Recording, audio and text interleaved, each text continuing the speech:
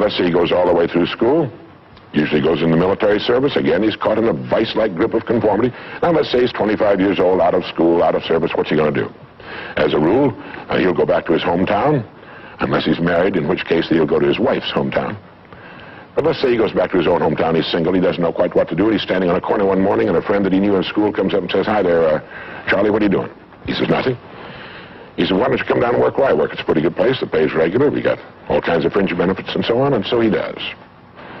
The odds are about, again, 95 to 5 that his first job is taken as a result of random application.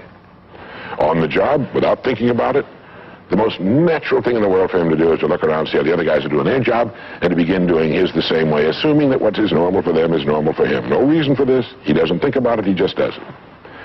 Now, he has stretching in front of him 50 years or more in the golden age that man has been dreaming of since the days of ancient Greece.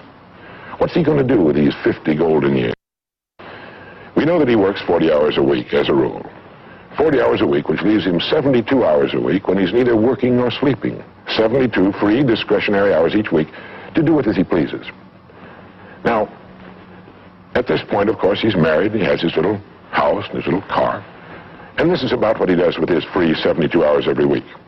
He'll do what the other fellows are doing with their free 72 hours every week, which is virtually nothing at all. On a typical day, he'll quit right on the dot, get in his little car, go to his little house, go in his little kitchen, kiss his little wife, and say, "I'm tired."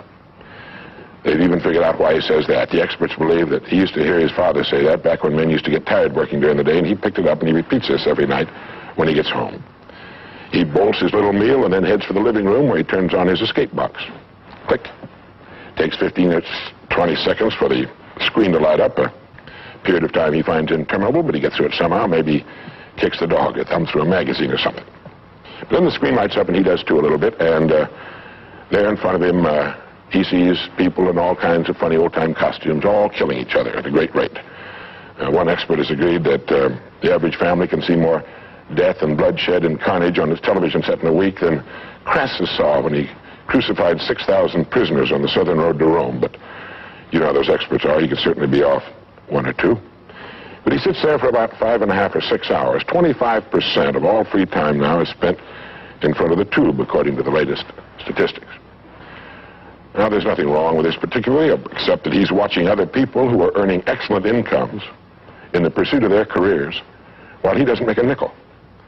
And gets the only two things you can get from watching TV on that kind of a schedule. He gets red eyes and a hollow head.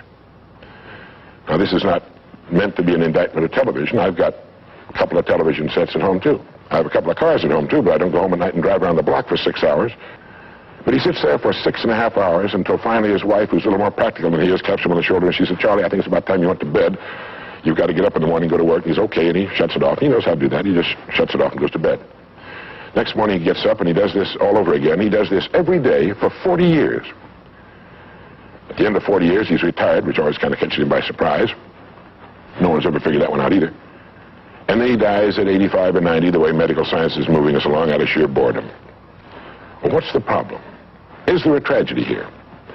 Not really, if that's the way Charlie wants to spend his life, our mythical, hypothetical young man. If he wants to spend his life that way, that's his business.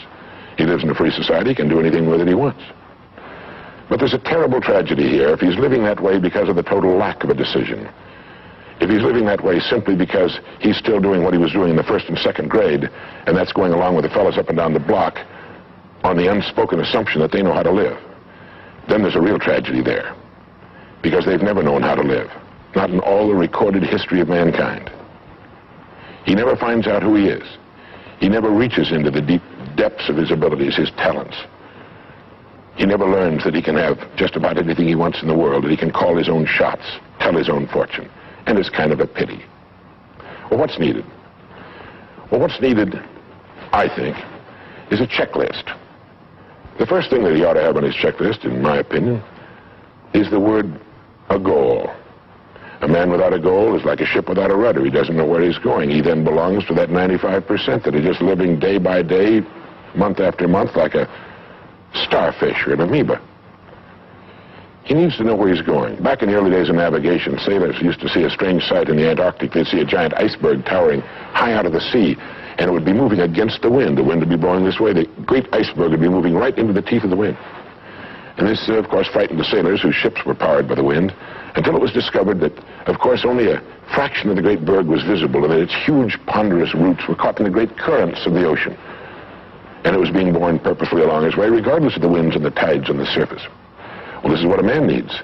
He needs his roots deep in a great main stream of his own choosing, and then he'll move along his way, regardless of the winds on the surface of his life or short-term expediency, and he'll get to where he's going.